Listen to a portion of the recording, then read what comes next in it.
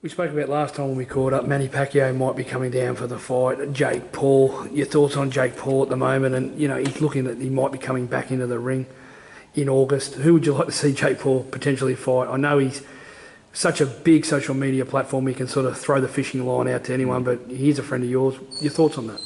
Yeah, look, Jake's doing great work in the world of boxing. He was involved in that promotion with Katie Taylor and Amanda Serrano, which is unbelievable. I don't really get too excited, when obviously the big fights are going on. You won't find me on the edge of my seats because I've been in the big fights, but watching these two females going back and forth, I was up, standing, applauding, screaming. I was loving it. And you know what, just my daughter was sitting there watching it, seeing two females fighting is amazing. So, I got to applaud him and Eddie Hearn for that, getting that fight across the line, and I hope they do have a rematch. But Jake can fight whoever he wants, to be honest. He's got the star power to fight whoever he wants. I'd like to see him fight my good friend, Sonny Bill Williams. I know they have mentioned it, so it'll be good if they can get that done. But look, money talks, and obviously it's all about what makes sense. So we'll see. But for me, whoever he fights, I'm sure many people will tune in, and all the best to whatever he does. And I hope he does make the trip so he can see firsthand what I'm about. He's a friend of Devin's, he's also a friend of yours. You said today privately to me you think he might edge a little bit more to Devin. You think so or not? Yeah, or he's keep it 50-50? Yeah, I think he's looking forward to a good fight, but I think he's edging towards Devin Haney, so that's no problem. I love shocking the world, I love proving people wrong, and I'm sure he would have thought that Lopez would have beat me as well. So that's okay. For me, I don't really get too fall into what people think, what the doubters think, what the sports bookies think. I just know what I do in that ring. I know how well I prepare.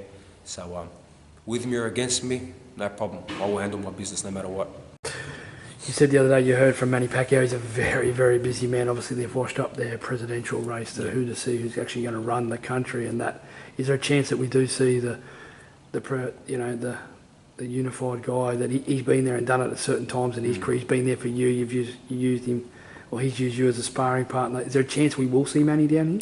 Yeah, there is a high chance. So I really hope he does get out here and shows his support. And I know he's a very busy man. He just pushed very hard for his president push in the Philippines. Unfortunately, he didn't achieve that, but I'm sure in the future he will. So we'll have to wait and see. It'd be nice to have him here, but either way, I know what I've got to do in my business when I jump in that ring on June 5th.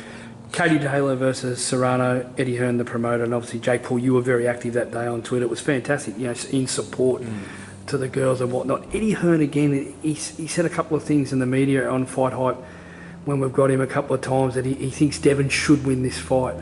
My take on that is, and I'm going to ask you, George, obviously because I'm interviewing you, why does Eddie think that? Well, that's his guy, he spent so much money on Devin Haney. He's paid him so much, too much, overpaid him, as we know. So he's probably hoping that Devin can scrape through, so he comes back to him and they can continue to try to build him as a star, because they know firsthand that they have struggled so much to build him. I was at his fight in Las Vegas. He'll be lucky if there was 200 people of his fans there. Really? This fight is sold out because of me, not because of you. I could afford anybody, and it was going to sell out. No one cares about you. You're just coming with a half a piece that I want, and you were chosen for this fight. So at the end of the day, Eddie did say that Lopez should beat Kambosos as well, and then I put a spanner in the mix. So like I said, it doesn't bother me. They can say what they want. My focus, my tunnel vision is more than ever ruthless, relentless, and that's how this preparation has been. I've been entrenched here in my gym, and I can't wait to handle business. Bob Arum is now the promoter of Devin Haney. Obviously, he was quite vocal before you fought Teofimo Lopez. I know he's old, Bob, and he doesn't mind sitting down at night and have a couple of wines and that. I think he's going to embrace. He's been here before with obviously Pacquiao versus Horn, but he's another one that's sort of changed his tune a little bit in terms of how tough of a fight it is for Devin and how great that you are. Your thoughts on Bob Arum's recent comments? Yeah, look, obviously Bob was promoting Teofimo Lopez. That was his golden boy, his superstar. and of course he's going to push towards, you know, his guy. So whatever he said, you know, it's all forgiven.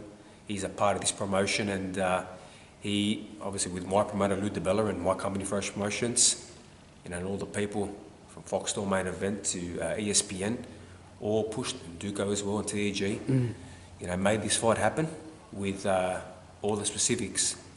But obviously the main push was myself. If it wasn't for me saying this is how it's got to be, and this is where I want to fight, and this is who I want to fight, and this is what it is, or else, you know, it's not going to happen, then it would have never happened. But, you know, Bob has changed his tune, and that's okay, you know. I don't really fall into what anyone says, except for the right people around me and the right team and what I believe and what I think. So Bob can, you know, say what he wants. I just know what I've got to do in the fight.